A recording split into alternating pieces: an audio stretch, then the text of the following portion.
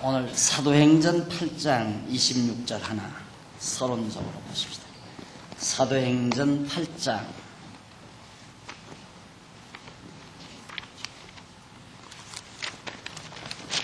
26절.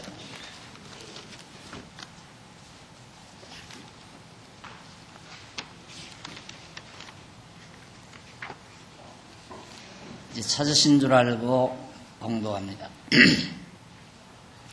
주의 사자가 빌립도로 일러 가로되 일어나서 남으로 향하여 예루살렘에서 가사로 내려가는 길까지 가라 하니 그 길은 광야라.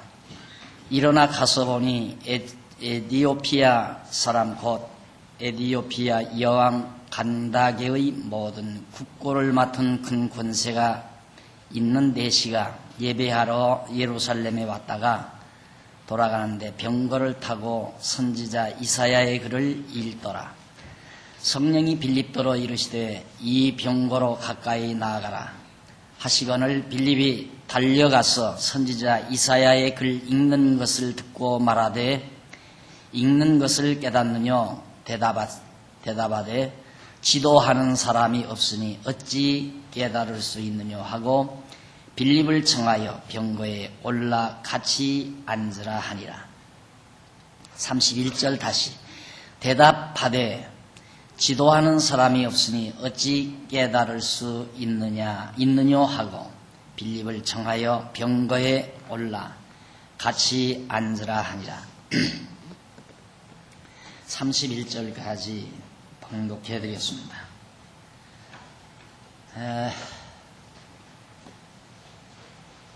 긴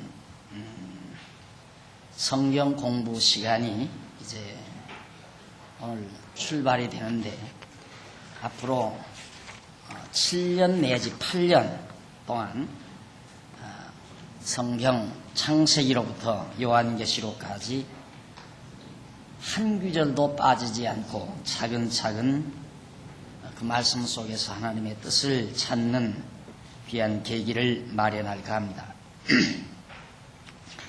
우선 여러분 혹시 교재를 마련하셨는지 모르겠지만 성경 강론 제1권 머릿말을 한번 잠깐 펴보시면 되겠습니다. 제일 앞에 머릿말.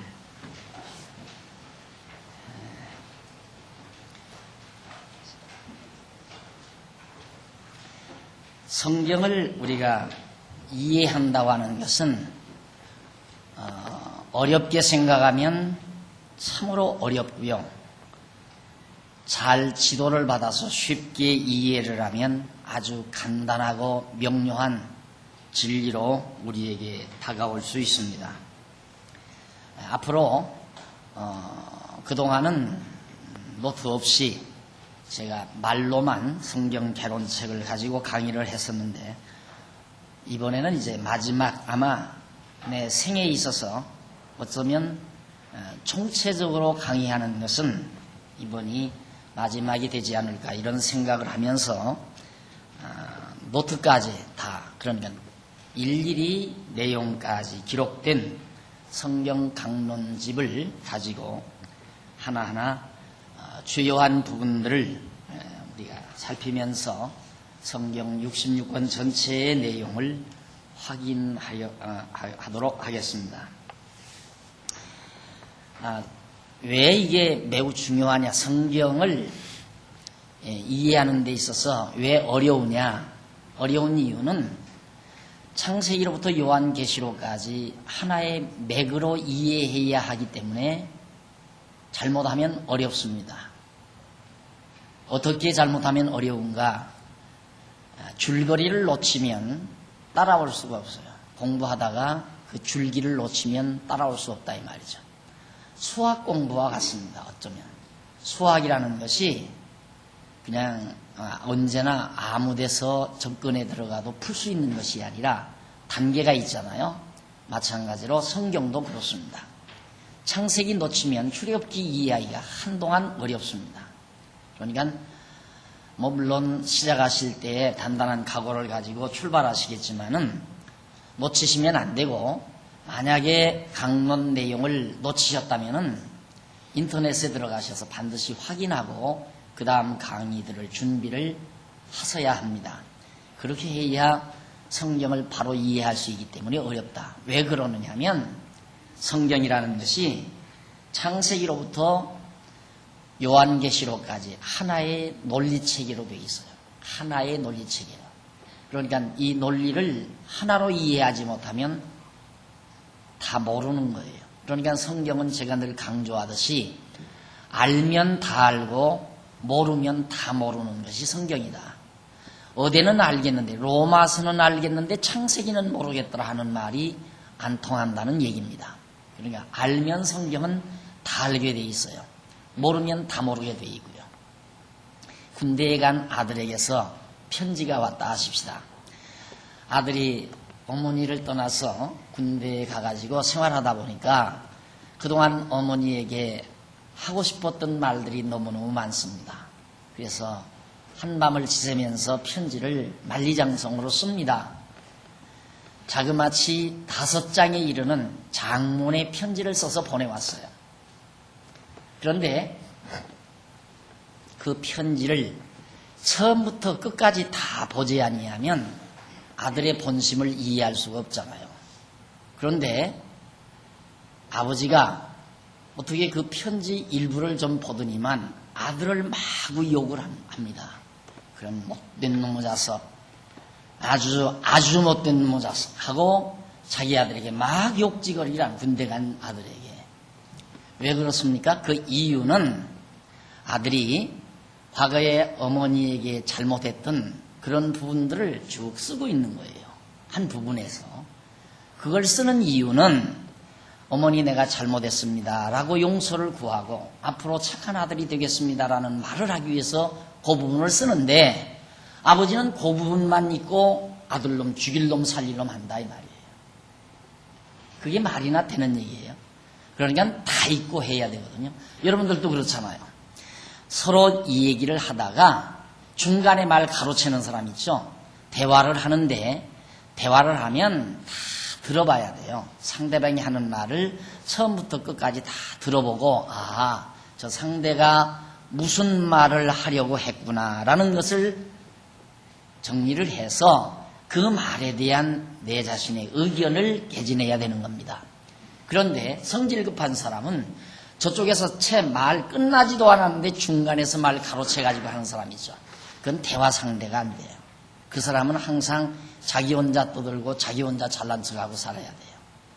이게 상대 말을 다 들어보고 그 다음 상대의 의견이 이렇구나 라는 걸 인정한 다음 거기에 대한 자기 의견을 말해야 되거든요. 마찬가지로 성경도 하나님께서 우리에게 당신의 뜻을 말씀하는 내용인데 성경 창세기부터 요한계시록까지 다 들어보고 보아야 하나님의 뜻이 무엇이고 하나님의 원하시는 바가 무엇인지를 정확하게 알 수 있을 것 아니겠어요? 그런데 성경을 다 알지도 못하고 여기에서 조금 저기에서 조금 여기에서 한두 구절 저기에서 한두 구절 그건 말이 안 되는 얘기예요. 성경 66권 이 전체를 놓고 이렇게 차근차근 창세기로부터 이렇게 가르쳐야 되는데 그러지를 않고 주일날 가보면 사도행전 5장 3절에서 6절까지 그 다음에 가보면 로마서 7장 5절로 8절까지 그 다음에 가보면 빌립보서 3장 2절로 7절까지 이런 식으로 봉독을 해놓고 그걸 설명해 간다 이 말이에요. 그게 말이나 되는 얘기예요? 그건 말이 안 되는 얘기거든요. 이런 신앙생활을 우리들이 수십 년을 해왔어요. 그런 신앙생활을. 그러니까 그런 신앙생활 해가지고는 성경이 무엇인지를 모르고 성경이 무엇인지를 모르면 결국에는 지난 시간에 제가 말씀드린 대로 지난번에 말씀드린 대로 속을 수밖에 없는 거죠. 이렇게 성경이란 전체적으로 이해해야 한다는 것을 여러분들이 꼭 명심해야 된다. 성도대학을 하는 이유가 거기에 있습니다. 전체적으로. 우리 장안중앙교회 나오시는 성도님들이야 지금 창세기로부터 한번 시작해서 현재 지금 열왕기 상하 공부하고 있어요. 주일날 낮에, 주일날에 그냥 창세기 1장 1절로부터 시작해서 열왕기 상을 공부하고 있단 말입니다. 그런데 어차피 주일날은 1시간밖에 못 하잖아요. 1시간밖에 못 하다 보니까 요한계시록까지 하려면 지금 몇 년이 걸릴지를 모르거든요. 근데 성도대학은 한 번 모이면 120분 강의를 해요. 이게 2시간이죠. 완전한 2시간. 그러다 보니까 제가 교회에서 목회하는 템포보다, 목회하는 속도보다도 훨씬 빠르게 공부할 수 있는 기회. 그래서 그 기회를 만들려고 성도대학이라는 이 대학을 열게 된 겁니다. 그래서 일주일에 120분씩 앞으로 약 7년 내지 8년 그렇게 공부하면 완벽하게 요한계시록까지 공부할 수 있고, 그동안은 공부만 하고 듣고 다 귀로 흘려버렸지만, 듣고 잊어버리고 그랬지만은 이제는 제가 일일이 다 꼬박꼬박 노트 필기까지 해서 이렇게 아름다운 노트로 만들어서 여러분들에게 공부할 수 있도록까지 하면서 공부를 할 수 있도록 하게 됐습니다. 그러니까 이제는 이 책, 이 노트를 가지고 여러분과 함께 공부하면 언제라도 여러분들이 궁금한 부분 딱 떠들고 읽어보면, 아, 맞아, 이때 이 강의를 내가 들었어 하는 깨달음이 오고 느낌도 올 수 있는, 그래서 여러분도 보고 사랑하는 자녀들에게 이 책을 물려주기도 하고 할 수 있는 그런 계기를 삼으려고 합니다. 여기 이제 봉독해 드린 본문 말씀에 보면 그 머릿말 중간에 줄바꾼 데가 나와요. 성경은 에티오피아 여왕 간다게의 내시처럼 사도행전 8장 26절로 31절까지 나오는 내용입니다.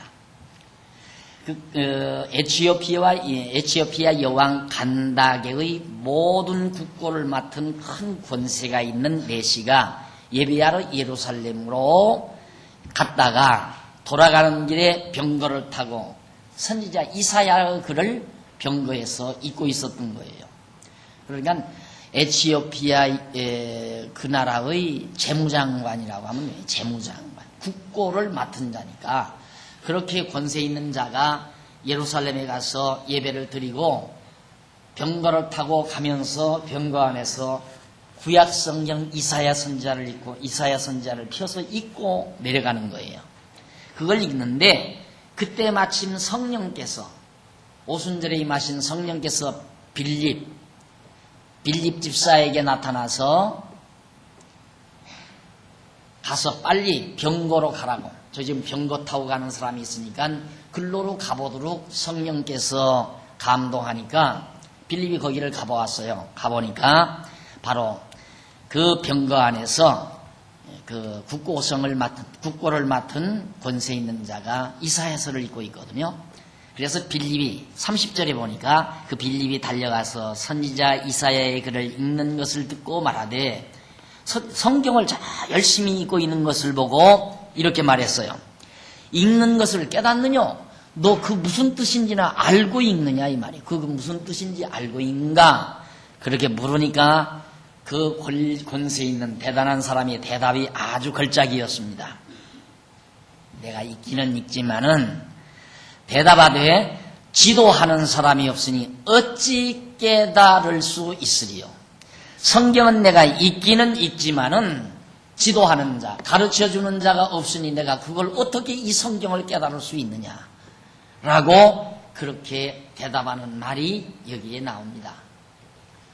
아마 적어도 여기 공부하러 오신 여러분들은, 나이 드신 권사님들은 아마 성경 한 번 정도는 다 읽으셨을 거고, 어떤 사람은 10번, 20번, 내가 아는 사람은 100도까지 한 사람도 제가 알아봤거든요. 이제 만나봤거든요. 성경을 100도를 했어요.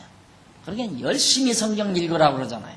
목사님들이 열심히 성경 읽으라고는 하는데, 읽어도 무슨 뜻인지는 모르고, 다만 성경을 읽으면서 이 말씀이 여기 있구나. 무슨 말씀? 내 시작은 미약하나 나중은 창대하리라. 이런 말이 여기 보니까 나와요. 그때 우리 식당 개업할 때 목사님이 오셔서 설교할 때 이 구절이 여기 있구나. 거기다 이제 성경 구절, 거기다가 빨간 줄 치는 그런 정도의 수준에서 성경을 읽는다 이 말이에요. 우리들이 이 말씀은 어느 부흥사가 와서 설교할 때 읽었던 말씀이 바로 여기 있구나. 거기다가 빨간 줄 치고 그러니까 성경이 무슨 뜻인지도 모르고 마구 읽어대는 경우들이 너무도 허다하고 그렇게 성경 공부하는 분들도 많아요. 또 그런가 하면 성경을 공부한다는 것에 이제 많이들 찾아가 성경을 공부하죠. 공부하는데 어떻게 공부하는가?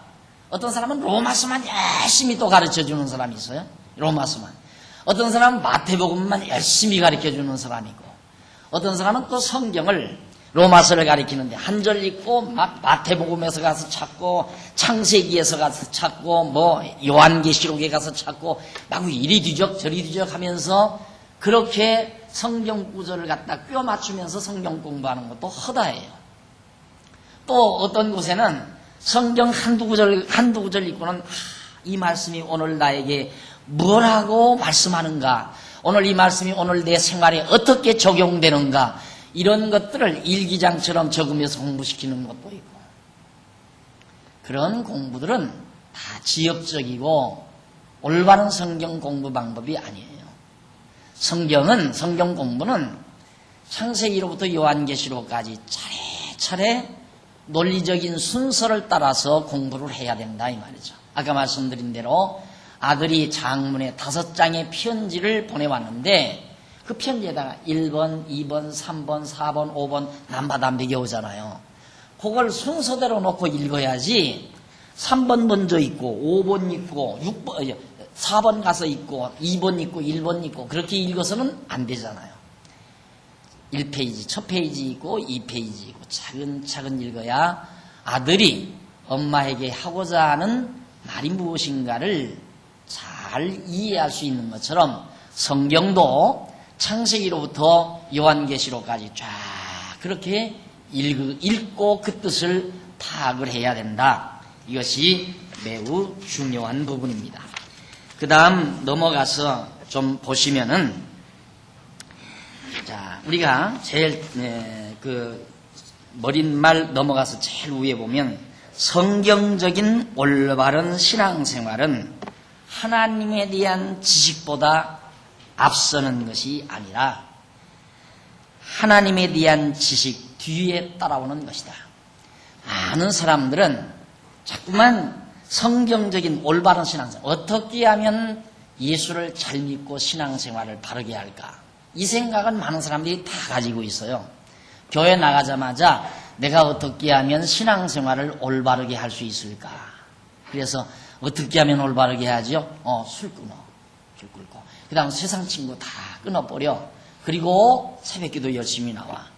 그리고 밥 먹을 때 기도하고, 그리고 자녀들과 함께 주일날은 다 교회 나와서 예배드리고, 그렇게 살아가는 것이 올바른 신앙생활이야.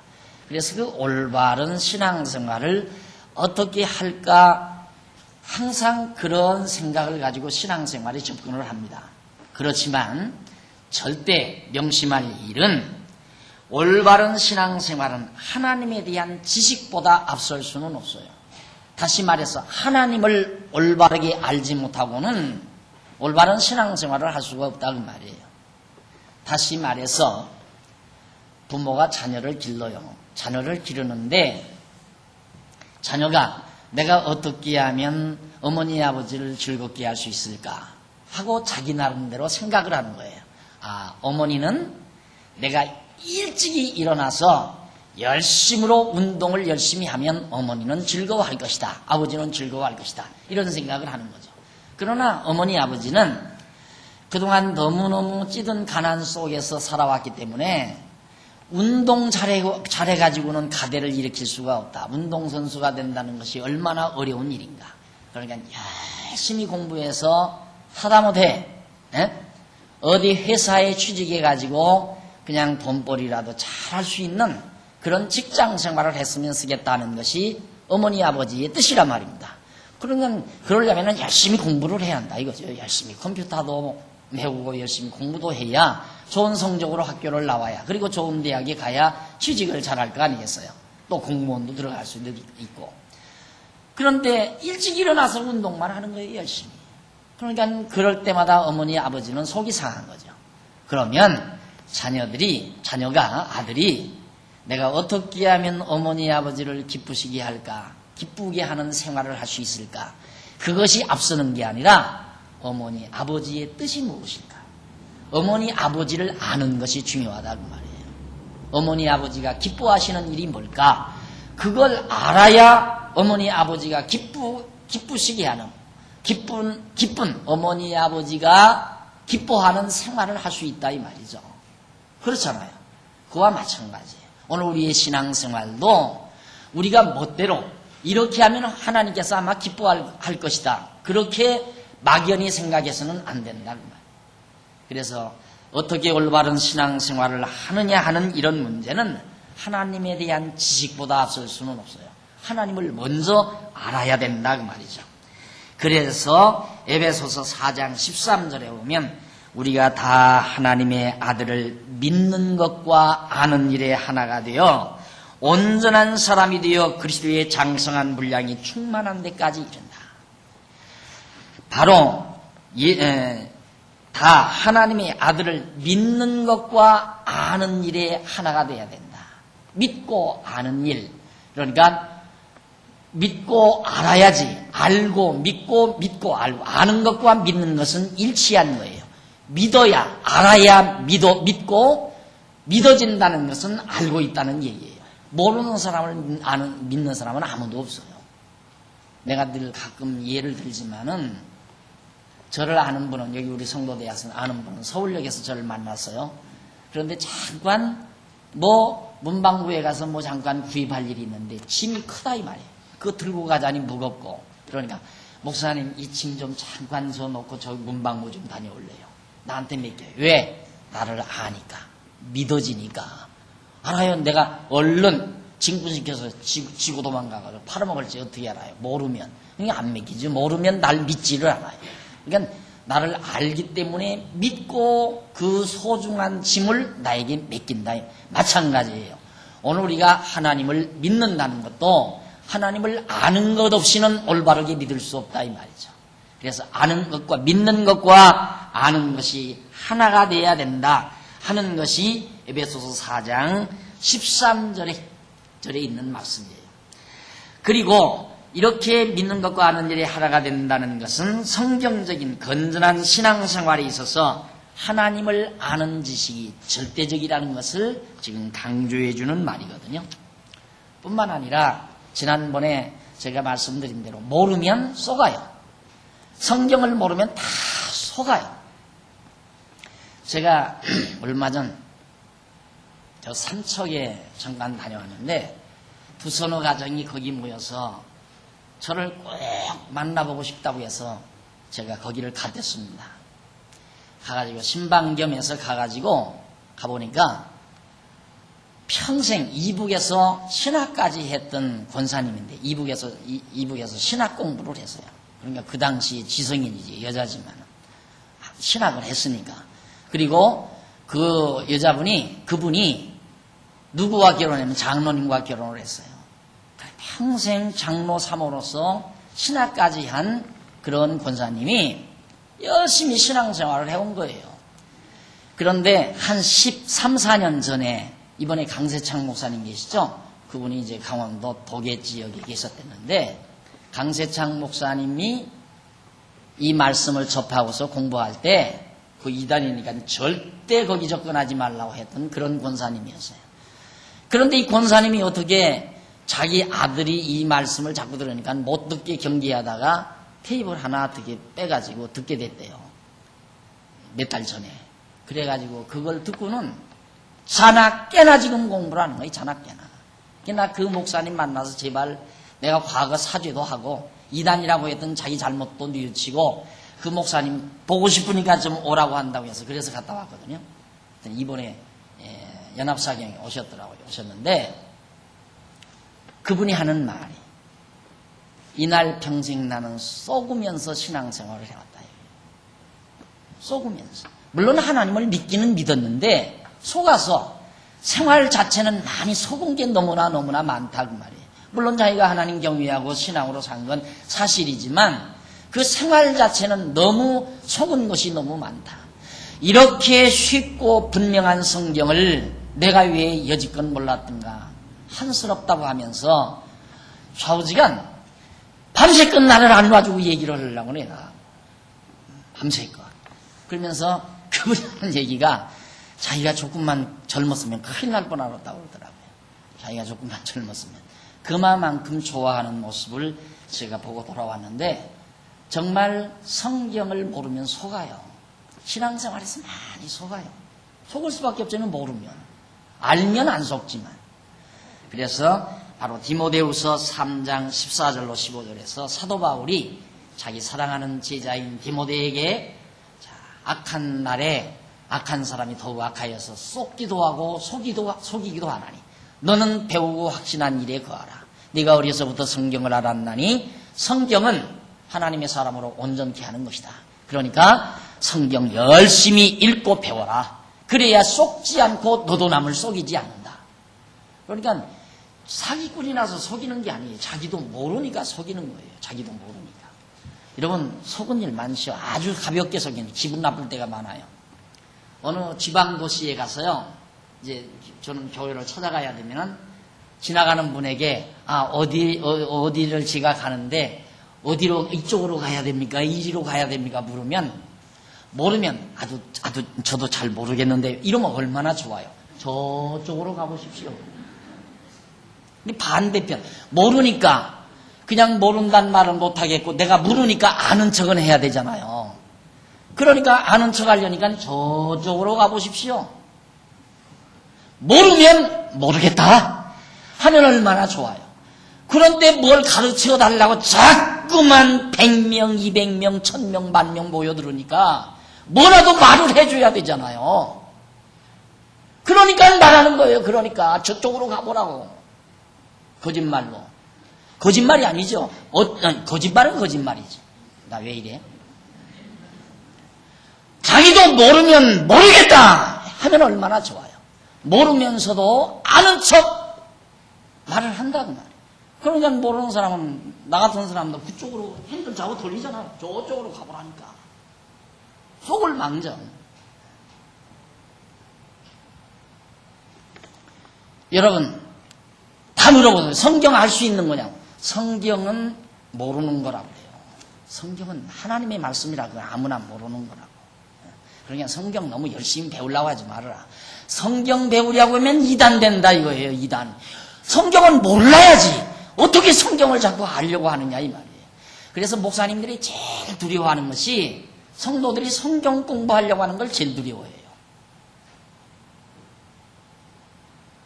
그래서 성경을 어떻게 가리키는가? 성경을 가리키는 것은 성경을 읽고 부분별로 읽고 필요한 것, 목회하는 데 유익하다고 생각되는 방향으로 자꾸만 가르치죠. 그러니까 그건 성경 공부라고 할 수 없어요. 잘못하면 세뇌당하는 거예요.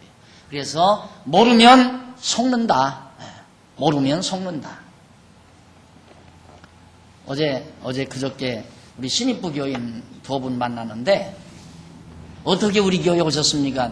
마태복음 1장 1절 하나 듣고 왔습니다. 마태복음 1장 1절. 마태복음 1장 아브라함과 다윗의 자손 예수 그리스도의 세계라 이 구절 하나 딱 풀어주는데 맞다 이거다 이거다. 그러니까 알면 그러니까 여러분들은 오랜 동안 신앙생활했기 때문에 성경을 많이 들어봤잖아요.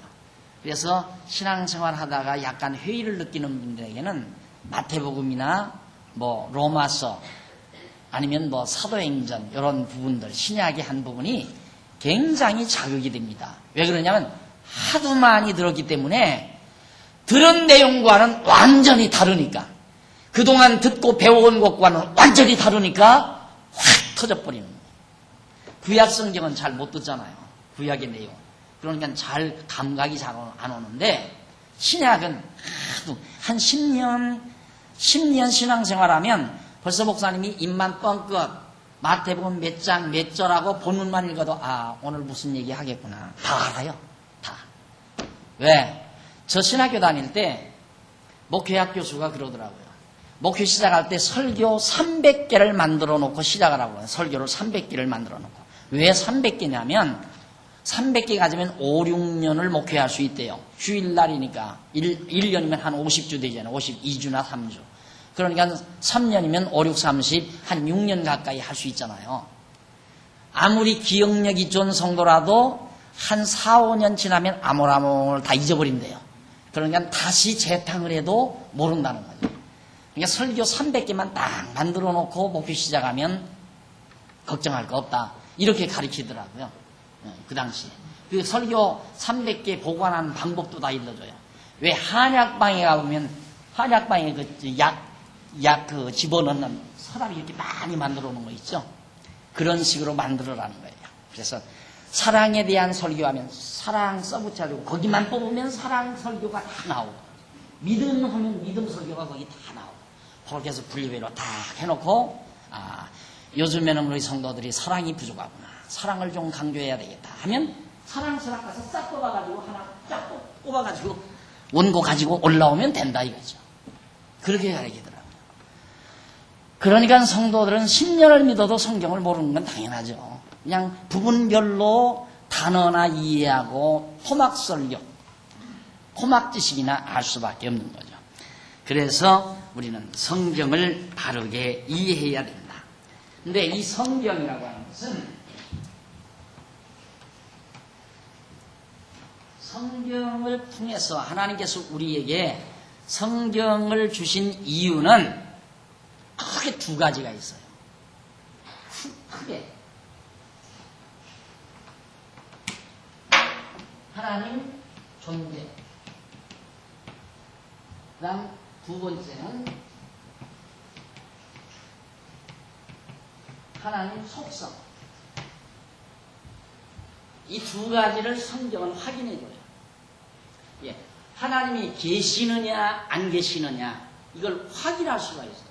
이게 성경을 알게 되면, 성경을 공부하게 되면 정말 하나님은 계시구나 그 확신이 와요. 그러니까 성경에 나는 있다 이런다고 해서 아는 게 아니라 정말 성경 전체의 내용을 알게 되면은 하나님이 안 계시다고 할 수가 없게끔 되어 있다 이 말이에요. 하나님이 계시는 확증이 떨어지니까 확실한 증거가 있다 이 말이에요. 하나님이 계시다는 확실한 증거, 성경에.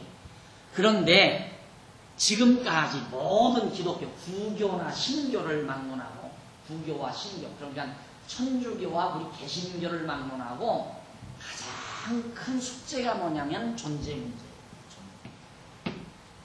하나님이 계신가를 증거할 수 있느냐? 할 수 없다. 이 구교에서는 가능성이 있다, 할 수 있다. 뭘로 할 수 있는가? 이론적으로 할 수 있다. 이론적으로. 예를 들면 이 물건이 있다. 이 물건 만든 사람이 있겠느냐 없겠느냐. 이 물건이 있는 걸 보니까 만든 사람이 있을 거다. 그런 방법으로 하나님이 계시다는 것을 증거할 수 있다. 그걸 철학적 방법이라고 그래요. 철학적 방법. 그런 철학적 방법론에 의해서 하나님의 존재, 신존재 증명을 할 수 있다라고 말을 해요. 구교에서, 천주교에서. 그건 이미 아주 정말 무식한 방법, 확증될 수 없는 방법이 이미 다 만천하에 드러나는 거거든요. 왜냐하면 이것이 있기 때문에 이걸 만든 자가 있다고 한다면, 하나님이 계시다면 하나님은 또 그러면 누가 만든 거냐라고 질문하고 들어갈 수 있잖아요. 그러니까 그건 말이 안 돼요. 그것 가지고는 확실한 하나님의 존재 증명이 불가능하다. 그래서 여기서 구교, 신교, 구교에서는 할 수 있다. 우리 개신교에서는, 장로교나 감리교나 성결교의 개신교에서는 할 수 없다. 하나님이 존재한다고 하는 증명을 할 수가 없다. 그러면 어떻게 하느냐? 무조건 믿어라. 하나님이 계시다고 무조건 믿어라. 이것이 우리 개신교, 장로교나 성결교나 감리교가 말하는 주장이에요. 그게 가장 중요한 건 하나님이 계시냐 안 계시냐가 얼마나 중요해요. 안 계시다는 사실이 확인이 안 됐는데 어떻게 믿어져요? 안 그래요? 계신 사실이 확인이 안 되는데 어떻게 우리에게서 하나님에 대한 믿음이 생기겠느냐. 그래서 무조건 믿어라. 무조건. 알고 믿지 말고 모르고 믿어라. 우리는 알기 때문에 믿는 것이 아니라 모르기 때문에 믿는 것이다. 이것이 오늘날 우리 개신교가 가르치고 있는 교리의 출발이에요. 신앙의 출발. 그러니까 무식할수록 잘 믿어요. 무식할수록. 그러니까 공부 좀 제대로 한 사람은 교회 잘 안 다니잖아요. 이 오늘날 교회 기독교가. 에? 공부 잘한 사람이나 성공한 사람은 교회 잘 안 다녀요. 여러분 기분 나쁘시겠지만. 공부 잘해서 머리 좋고 사회적으로 성공한 사람들이 별로 교회 잘 안 다닌다. 왜? 여기 무식한 사람 만나서. 모르고 믿어야 되니까. 모르고 믿어야 되니까. 이치에 안 맞아도 믿어야 되고. 그것이 오늘날 교회에서 가르치는 내용입니다. 그러니까 하나님이 계신지 안 계신지 아무도 확인을 못하다 보니까 이 개신교 안에서 개신교 안에서 이제 하나님을 증명할 수 없다 하다가 하나님이 없다. 하나님이 없고 저 영원한 하나님은 안 계시고 세상 교회 안에 오늘 바로 이 교회 안에 그냥 하나님이 계시다. 정신적으로 와서 하나님이 계신 것이다. 이게 하나님입니다. 그리고 철학에서는 하나님 죽이 없다. 이게 죽이고 죽었다. 하나님 죽었다. 이게 현대 철학이에요. 최근의 현대 철학. 하나님 죽었다. 이게 니체가 말합니다. 그러면 일반적으로 지성인들은 하나님 없다고 생각해요. 여기에 영합해서 교회도 맞다. 저 하늘 높이 영원한 하나님, 과거에 우리 기독교인들이 믿고 신봉했던 그런 하나님은 없다. 없고 어떻게 그러면 그 하나님은 인간이 되어서 예수가 인간이 되어서 오셨잖아요. 세상에. 그러니까 저 하늘에는 그 하나님이 있었던 그 하나님은 사람이 돼서 세상에 와버렸다. 우리 교회 안에 들어와 버렸다. 그러니까 하나님은 교회 안에 계시다. 그렇게 말하고 있는 것이 오늘날 교회예요. 그러나 온당한 교회는, 올바른 교회는 물론 이 개신교 안에서 하나님이 있다는 증명은 할 수 없지만은 영원하신 하나님, 영원한 하나님이 계시다. 존재한다. 이 존재를 믿어요. 하나님이 존재한다는 걸 믿어요. 네. 봤습니까? 그 증명할 수 있습니까? 증명은 못한다. 그럼 어떻게 믿습니까? 그냥 무조건 믿는 거야. 이것이 오늘날 소위 성경대로 믿는다고 생각하는 교회들의 가르침의 출발점이에요. 하나님이 있다는 말을, 하나님이 있다는 것을 증명할 수는 없다. 하나님 신존재 증명을 못한다. 그러니까 가장 건전한 교단이 어떤 교단? 가장 건전한 가르침이 뭐냐? 죽었다고 하는 건 완전 자유주의 신학자들이고, 교회 안에 와 있다는 것은 신도주의 신학자들이고, 영원한 하나님이 계시다.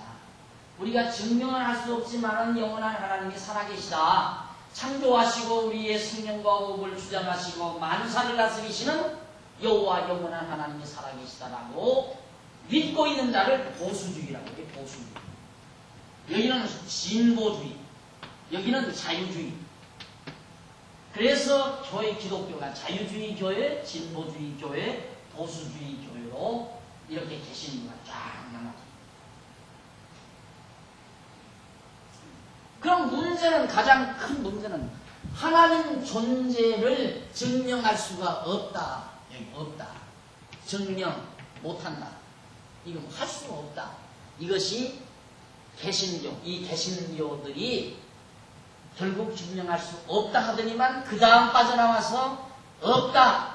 교회 안에 들어와 계시다. 영원한 하나님 계시다. 이런 상태에서 자유주의와 진보주의와 보수주의로 교회가 쫙 나눠졌거든요. 여기도 어떤 분은 자유주의 교회 다니는 분이 있고, 어떤 분은 진보주의 교회 다니는 분이 있고, 어떤 분은 보수주의 교회 다니는 분이 있고. 결국 이 모두가 어느 교회를 다녀도 하나님이 계시다는 증명은 할 수가 없다. 그건 똑같아요. 하나님이 계시는 것을 증명할 수가 없다. 그러니까 믿음을 가진다는 게 참 어렵죠. 믿어지지를 않아요. 어떻게 보면 믿어지고 어떻게 보면 안 믿어지고. 예를 들어서 내가 빵가게를 하나 딱 열었는데 너무너무 잘 되는 거예요. 잘 되면 내가 새벽기도 잘 다니고 11조를 잘 했구나. 하나님이 살아계셔서 이 빵가게를 잘하게 해주시는구나. 그때는 믿었는데 한 3년 되더니만 이상하게 아이들의 입맛이 달라지면서 빵은 안 팔리고 피자가 자꾸 팔린다. 근데 옆에 피자 가게는 불교인이 하는데 불교인의 피자 가게는 버글버글. 그런데 우리 집 빵 가게는 왜 그렇게 손님이 안 오냐. 맨날 한이만 날리. 정말 하나님 계신가? 내 11조 받아가신 하나님이 계시냐 이 말이에요. 여기에서 흔들리는 겁니다. 왜? 증명하지를 못했습니다. 하나님이 계시다는 확증을 못 얻었기 때문에.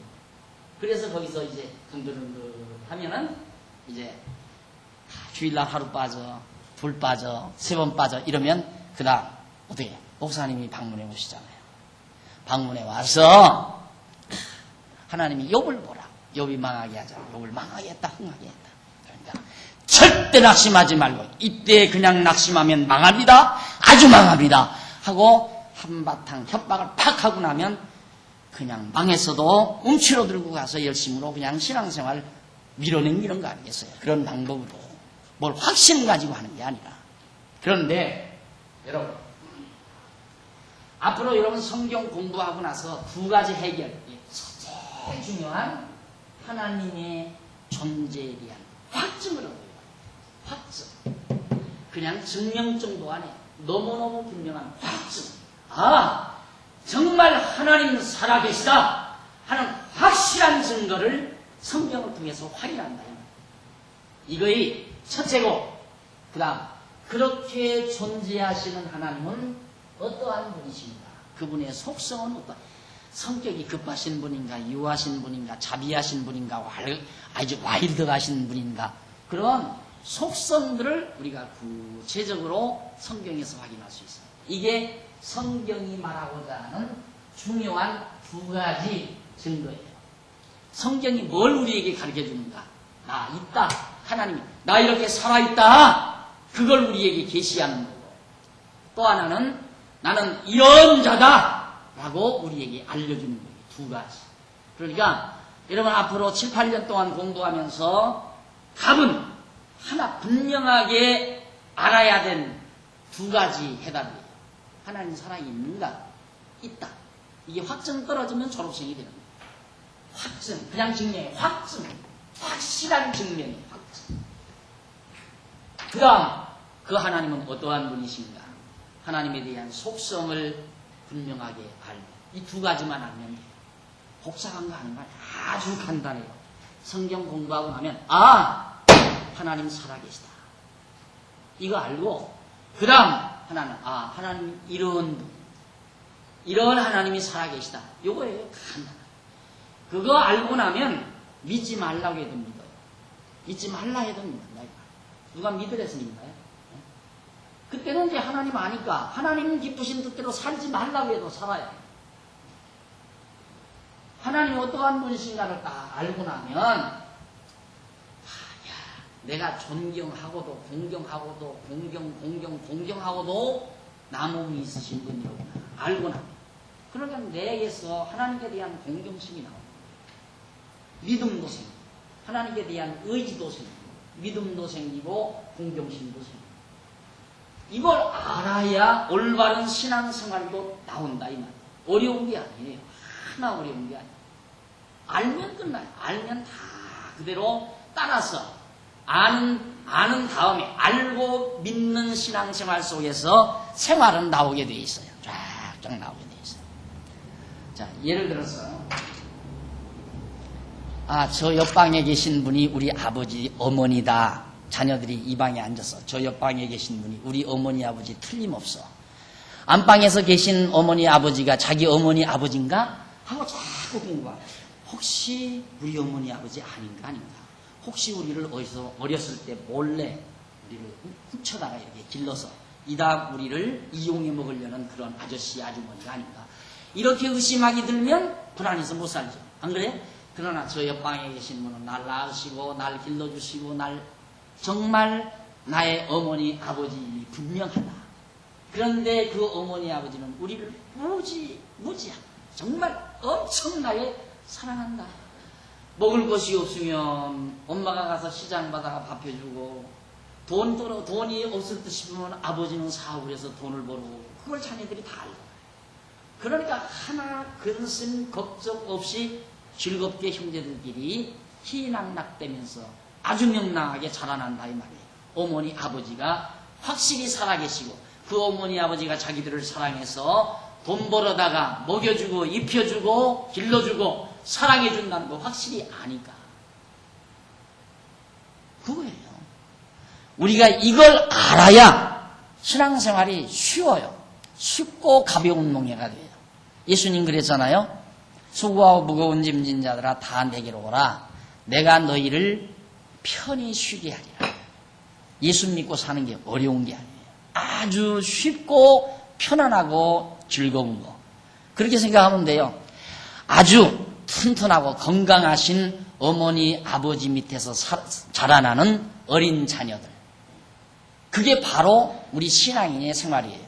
그러나 하나님을 모르고 사는 사람들은 어머니 아버지가 없이 재산도 없고 가진 것도 없이 맨주먹으로 험악한 세상에서 살아가려고 하는 자들과 같은 자들이라 이 말이에요. 만사가 다 걱정이죠. 날씨가 추워와도 걱정, 먹을 것이 떨어져도 걱정, 비가 와도 걱정, 이래도 걱정, 저래도 걱정. 만사가 다 자기가 걱정, 자기가 다 해결해야 되니까. 그게 하나님을 모르고 사는 사람들의 생활 모습이고, 오늘 우리가 하나님 살아계시다, 확실히 살아계시다. 어떤 하나님이, 이런 하나님이, 이걸 딱 알고 나면 마음이 평안하지 말라고 해도 평안하게 돼 있어요. 마음이 평안하고 근심 걱정하라고 해도 안 하고. 내가 왜 근심 걱정해요? 밥 없으면 엄마가 다 밥해서 이제 끼니 때가 되면 줄 건데 옷 걱정 왜 해요? 여름 지나고 가을이 오면, 초가을이 오면 또 백화점에 가서 엄마가 가서 백화점에 가서 내 마음에 드는 옷 사다가 입혀줄 건데, 신발들은 이제 왜 걱정해요? 어머니가 사다가 신겨줄 건데. 똑같은 거 아니에요? 이분을 알아야 돼요. 이게 성경에서 제가 이번 7, 8년 동안 가르치려는 것이 이거예요. 정말 하나님이 살아계신가? 어떤 하나님이 살아계신가? 이 두 가지. 이 결론 다 얻고 여러분의 마음속에 편안함이 오고 정말 확신이 오면 졸업자격이 있는 거죠. 이렇게 성경은 쉽고 간단한 것이다. 그래서 넘어가 보시면 그 목차 한번 보십니다. 성경 강론 1번 목차 보시면은 제1권 여호와의 언약, 이 구약 성경이 구약 여호와의 언약 나오고, 거기에 제1편 언약, 섭리를 통한 언약 내용이 창세기에서 에스더서까지 그런 내용으로 이제 진행이 됩니다. 자, 그러면 넘어가서 11페이지 성경 강론 해가지고, 너희가 성경에서 영생을 얻는 줄 생각하고 성경을 상고하거니와 이 성경이 곧 내게 대하여 증거하는 것이로다. 요한복음 5장 39절에 있는 말씀이에요. 예수님께서 제자들에게 하는 말씀입니다. 너희가 성경에서 영생을 얻는 줄 알고 성경을 상고한다 이거예요. 우리가 성경을 왜 보는가? 우리가 무엇 때문에 지금 성경을 공부하는가? 이 성경에 영생이 있는 줄 알고 영원한 생명이 있다는 사실을 알고 우리 공부한다 이 말이죠. 이 성경이 곧 뭐냐? 그러면 예수 그리스도 당신에 대하여 증거하는 것이다. 예수에 대하여, 예수님이 말씀하는 것, 내게 대하여 증거하는 것이 성경이다 그 말이에요. 그러니까 하나님이죠. 하나님의 존재, 하나님의 속성. 하나님을 알게 하기 위해서, 하나님을 우리에게 알게 하려면 계시를 해야 되잖아요. 계시. 보여줘야 된다 이 말이죠.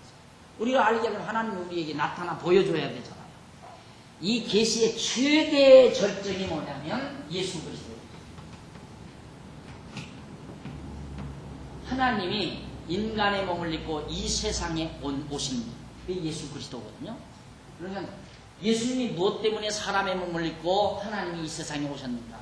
하나님 당신을 우리에게 이걸 알게 하나님이 계시다는 것과 하나님의 속성이 어떠한 분이심을 알게 하려고 하나님이 인간의 몸을 입고 이 세상에 온 사건, 그걸 계시라고. 계시. 예수 그리스도 사건이 최대의 계시예요. 이게 바로 신약 성경이죠. 이게 신약 성경. 그러니까 구약은 뭐냐? 아까 이제 말씀드린 대로 구약은 예수 그리스도에 대하여 증거하는 거예요. 구약이 어떻게 증거? 예수 그리스도 온다, 보내준다 하는 걸 증거한 건데, 정말 그 증거대로 예수가, 하나님께서 인간의 몸을 입고 예수가 그리스도로 이 세상에 오신 거란 말입니다. 그 오셨다는 사실을 신약 성경이 자세하게 기록을 해주고 있어요. 그래서 바로 정말 하나님은 살아계시구나 하는 걸 알 수 있고, 하나님은 이러한 속성을 가지고 계시구나 하는 걸 자세히 성경을 알고 나면 분명하게 깨달아서 바로 하나님이 우리에게 당신을 계시하여 알게 하는 대로 알 수 있도록 되어지는 거다. 그래서 믿음이 생기는 겁니다. 그러니까 신앙생활은, 지난번에도 저는 그 새신자가 딱 오면 같이 점심 식사를 하면서 다른 거 하나 당부 안 해요. 11조 생활 해요, 안 해요? 주일날 빠져요, 안 빠져요? 안식 일찍 해요, 안식? 이거 절대 안 해요. 또 앞으로 집사 열심히 할 겁니까, 안 할 겁니까? 이런 것도 묻지도 않고. 한 가지 내가 당부가 하나 있습니다. 뭐냐면 아무것도 신경 쓰지 말고 공연히 덜렁대고 나타나서 일하려고, 일 열심히 하면 장로님의 눈에 들고 박 목사의 눈에 들면 되겠지. 이런 착각은 안 돼요. 그건 착각 중에 보통 착각이 아니에요. 그래서 제가 제일 주시하는 성도는 공부 안 하고 잘난 척하는 사람. 공부는 안 하고 열심히 내는 사람이 제일 주목 대상이에요. 저거 일 치르지, 저거. 틀림없이 저거 일 치른다. 일 치르게 돼 있죠. 뭘 알아서 열심히 내느냐, 이 말, 뭘 알아서. 무식해가지고. 안 그래요? 성경도 몰라가지고 뭘 알아서 열심히 내느냐, 그 말이죠. 그 반드시 교회 일거리 만들어놔요, 그 인간들이. 그래서 내가 딱, 봉사하려고 하지 말고, 연보도 내기 싫으면 내지 말고, 단 한 가지, 우리 교회 오셨으면 열심히 공부하십시오. 신입부 교육 다 공부하고, 성경 공부하다가 보면 가슴이 뜨거워질 때가 있습니다. 뭔가 하고 싶을 때, 나 이 찬양대 하고 싶다, 나 교사 하고 싶다, 내가 정말 집사를 하고 싶다, 이런 뜨거운 열정이 막 가슴에서 솟아날 때, 그때 차원에서 하시면 됩니다. 안 늦으니까. 그때도 절대 늦지 않으니까. 연보도 하고 싶다, 막 하고 싶으면 하고, 하기 싫으면 안 해도 된다. 내가 그 말 꼭 해주죠. 그 말 반드시. 얼마나 공부가 중요하다는 걸 알 수 있잖아요. 성경을 모르면 쏘가요. 목회자 입장에서야 참 좋지요. 막 등록하자마자 막 열심히 내는데 다른 데서는 11조 내듯이 막 한 달에 그냥 한 40만 원, 50만 원씩 막 팡팡 연보 내고 가면 목사에 얼마나 기분 좋겠어요? 그거 아니에요. 절대 아니에요.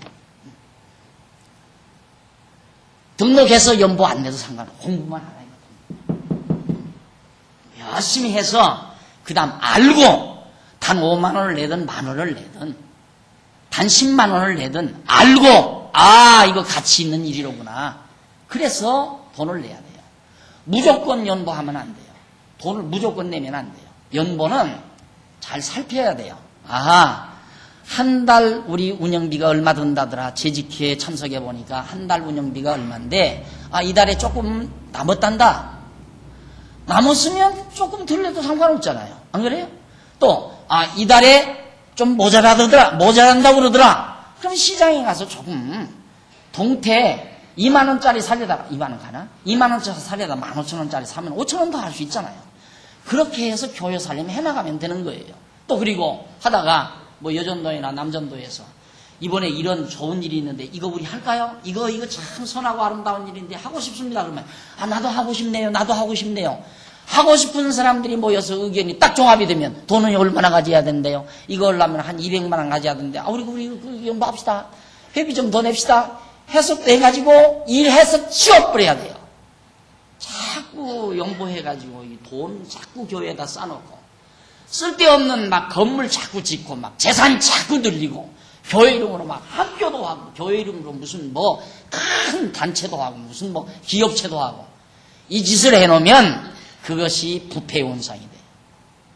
교회는 정말 성도들이 잘 살펴서 아름다운 일이라면 돈 내서 싹 써버려야 돼. 남기지 말고 싹싹. 없으면 하지 말고 있으면 하고 하자면 하고 하지 말자면 안 하고. 그래야 도둑놈도 안 생기고 잿밥에 관심 있는 무당도 안 생겨요. 구순 안 하고 잿밥에만 자꾸 관심 두는 친구들 있잖아요. 교회가 뭐 하는 곳인데 성경 연구에서 성경 가르치는 곳이 교회예요. 교회. 또 있는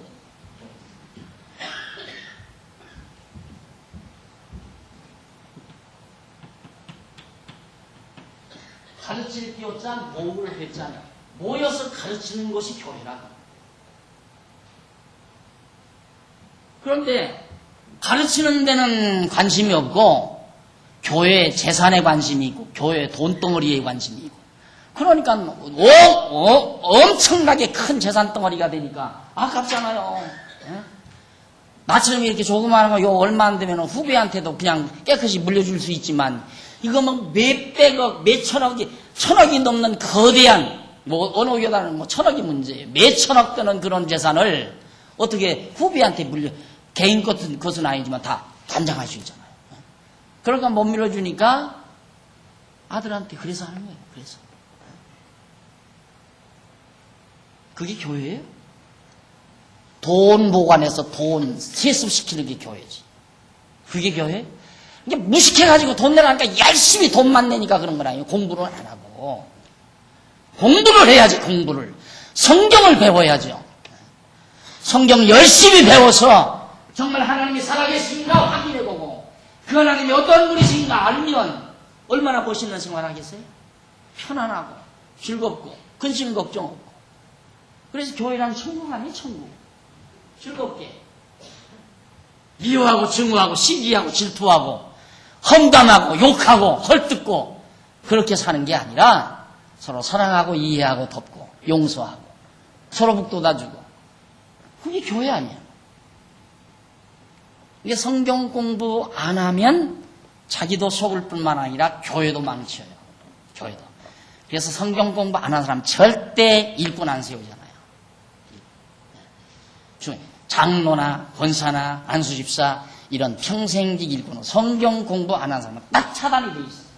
어느 정도 신학원 공부 안 하면 안 돼요. 신학 공부까지 다 해야 돼요.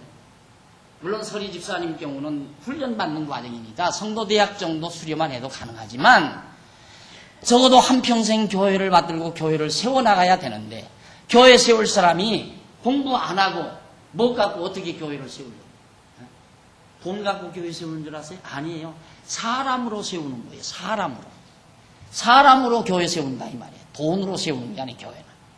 예배당 건물은 돈으로 세우지만은 신령한 성전은 사람으로 세워요. 인재로. 사람으로. 주님의 지체된 몸으로 세운다 그 말이에요. 그러니까 잘 공부한 그런 훌륭한 믿는 것과 아는 것이 하나 돼야 이게 연결이 되잖아요. 딱딱 지어진다 이 말이에요. 그렇게 교회를 세우는 거란 말입니다. 이번에 첫 번째 수료를 마치고 제가 신학원 강의를 해야 하나 안 해야 되나 상당히 주저를 했어요. 왜?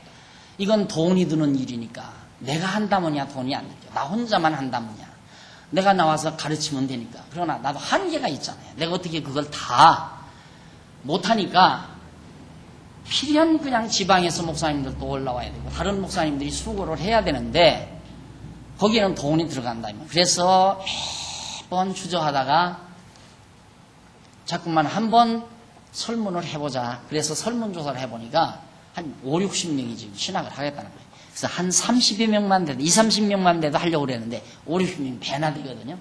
그래서 지금 한 내년 준비해가지고 내년 2월쯤 해서 이제 신학원 개강을 하려고 그러는데 그만큼 여러분들의 교육열이 높아졌다는 거죠. 공부를 하고자 하는. 과거에는 목사 되고 전도사 될 사람이나 신학원 하는 줄 알아. 그러니까 교인들은 아무것도 모르고 나는 신학했다. 신학도 하나님의 존재 증명도 못하는 놈의 신학. 그건 하면 뭐예요? 가장 중요한 건데. 신학이 하나님을 배우는 건데 있는지 없는지도 모르는 하나님을 어떻게 배우느냐 이 말이 안 되잖아요. 제가 신학 공부만 10년을 한 사람이에요. 그냥 학교 생활 10년 동안 신학의 학교에 적두고 학교 생활을 10년을 한 사람이에요. 무슨 신학을 해도 똑같아요. 안 돼요. 하나님이 있는지 없는지를 모르는데 어떻게 신학을 하느냐 그 말이에요. 그래도 그거 하고 나와서 당신은 신학 못하는 거 몰라? 나한테 배워. 하고 그 신학교 가서 아무것도 별로 배우는 것도 하나님도 못 배우고 온 그 신학에서 한 3년, 보통 한 3년, 요즘에는 뭐 1년하고도 6개월하고도 나오는 사람이 있어요. 복독방 하다가 돈 한 200만 원 딱 가지고 어느 교단에 가면 그냥 신학교 졸업장 하나 써서 주고 목사 대명이 모여서 머리에다 얹어서 꾹 눌러주면 그냥 목사들. 그런 사람이 그 5, 6개월 만에 된 목사가 평생 자기는 지도자가 되고 평생 성경 읽고 산 권사나 집사는 만날 배워야 되고 그게 한국교회 모습이 그런 모습들이 너무너무 많다고 말이에요. 그러니 공부 안 하고 되겠느냐 이 말이죠. 내가 지금 얼굴을 찌푸리는 건 속상해서 그래요. 너무너무 순진한 많은 성도들이 속고 있습니다. 속이 상해서. 내가 속상한 것도 없지만 하나님께 속게 하니까 속는 거지만 그래도 여기 오신 여러분들 참 다행스럽고요. 어쨌든 앞으로 한 7, 8년 동안 함께 여러분들과 함께 열심으로 성경같이 공부하고 나서 의심스러운 것은 언제라도 전화로나 직접 방문하셔서 저한테 질문을 하고 반박을 하셔도 됩니다. 그렇게 해서 우리가 올바르게 성경을 바르게 아는 좋은 계기를 삼도록 우리 차 한 잔 들고 계속해서 1시간 더 하도록 하겠습니다.